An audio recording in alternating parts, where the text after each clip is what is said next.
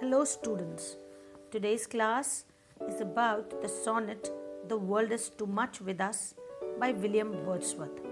This sonnet is a Petrarchan sonnet. The structure is 2 stanzas of 8 lines and next 2 stanzas of 6 lines.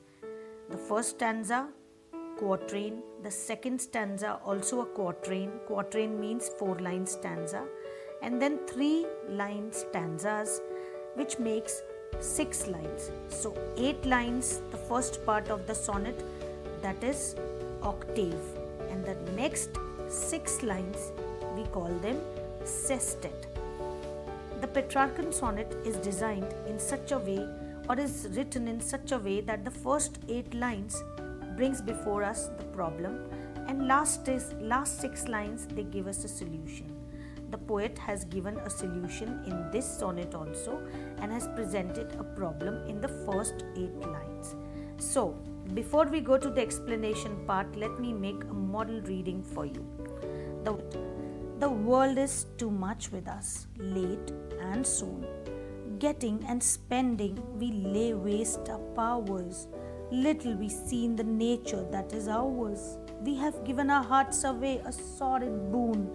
The sea that bears a bosom to the moon, the winds that will be howling at all hours, and are up gathered now like sleeping flowers. For this, for everything, we are out of tune. It moves us not, great God. I would rather be a pagan suckled in a creed outworn.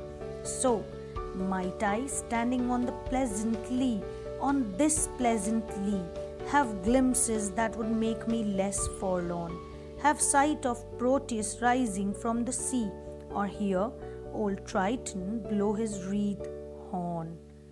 The world is too much with us by William Wordsworth. Let us move to the explanation part.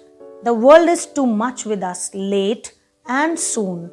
Getting and spending, we lay waste our powers. The poet here says that the world has lot to blame on our minds. The world has much.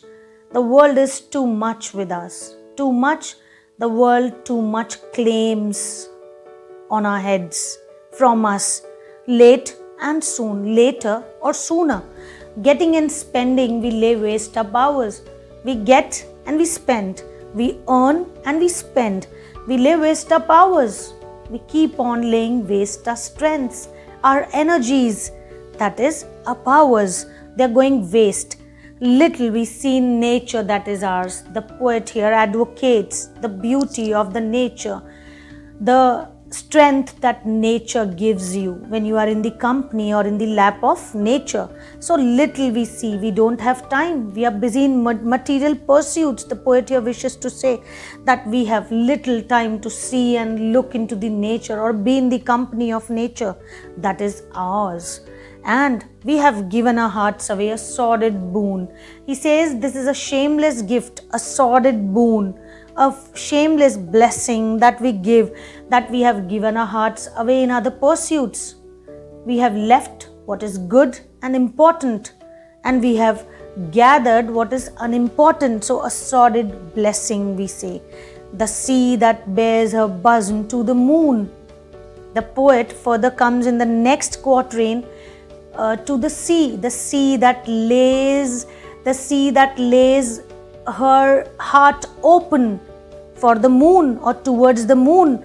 The winds that will be howling at all hours. The poet further says that there is lot more to attract, to get yourself captivated with the winds that will be howling all hours, at all hours, and are gathered up now like sleeping flowers.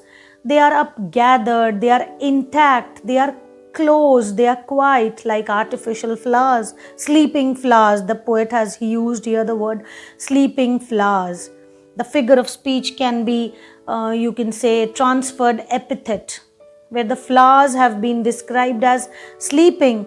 So all are gathered now. The howling winds are no more howling and no more excited, because we have no time for nature and everything has turned intact because we have turned callous, we have become heartless.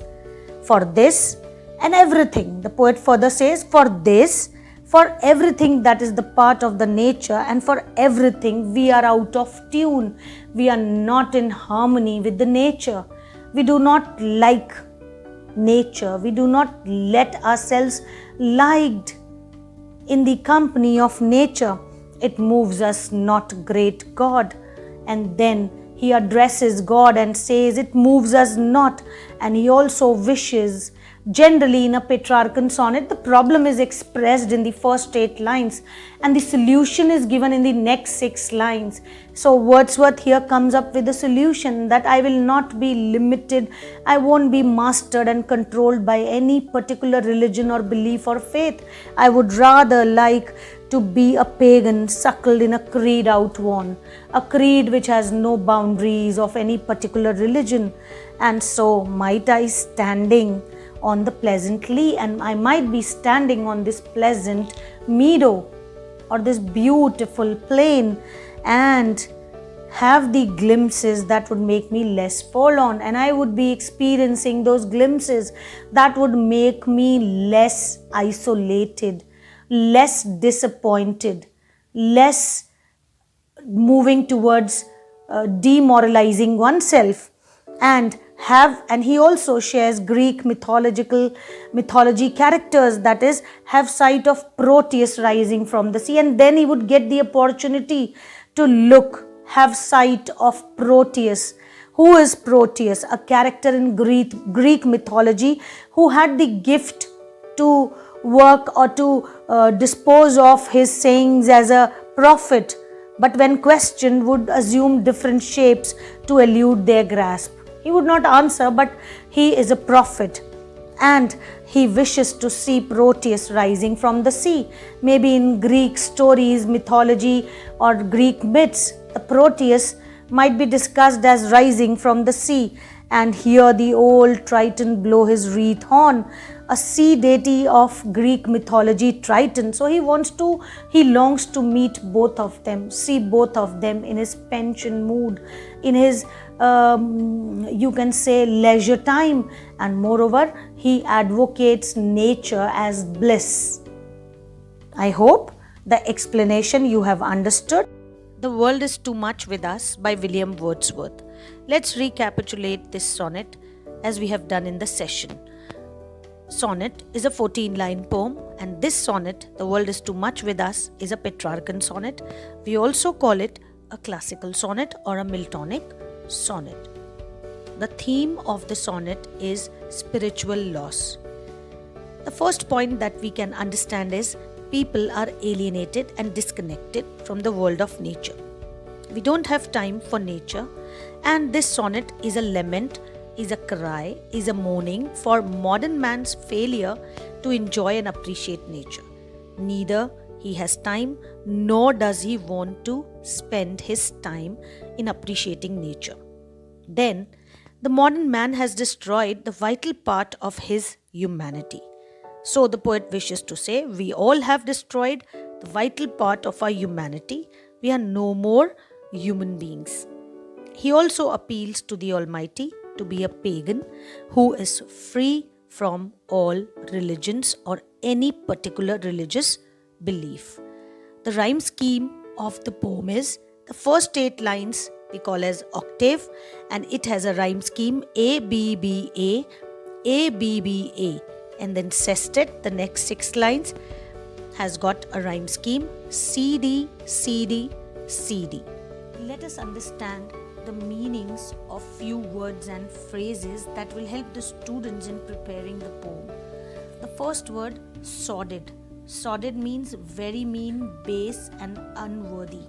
When the poet says we have given our hearts away as sordid boon, he means with an exclamation that we have become morally low and we have given a very shameful, unethical gift when we have given our hearts away. So, unethical gift, a sordid blessing, a very mean blessing when we say we have given our hearts away. Bosom means chest, breast, and in reference to the poem when the poet says the sea that bears a bosom to the moon. So sea actually opens up for the moonlight. Then the word suckled. Suckled means nourished. Forlorn. Forlorn here means left behind, abandoned. And the poet here says that he would love to have glimpses that would make him less abandoned, less deserted, less left behind. Next word is wreath horn. Wreath. So wreath here means curled, intertwined. Then the next phrase, sleeping flowers. When the howling winds at all hours are there, as per the poet, the flowers have gathered up, made them intact, and they appear as if sleeping flowers without any activity. No excitement, as if artificial flowers in a flower vase. Next few words that we can revise and recapitulate are pagan. A pagan is a person whose religious beliefs do not belong to any main religions or religious groups of the world. So when the poet says he wishes to become a pagan because he wanted to worship now nature. The pagans believed in various gods and goddesses found in nature. In their company, he would stay behind a meadow. The word Lee means meadow. Next, we move to the after pagan and Lee, we move towards Proteus. Now, Proteus, a character in Greek mythology who had the gift of prophecy, but when questioned, would assume different shapes to elude their grasp. So, he wanted to see Proteus and Triton. Triton, a sea deity in Greek mythology.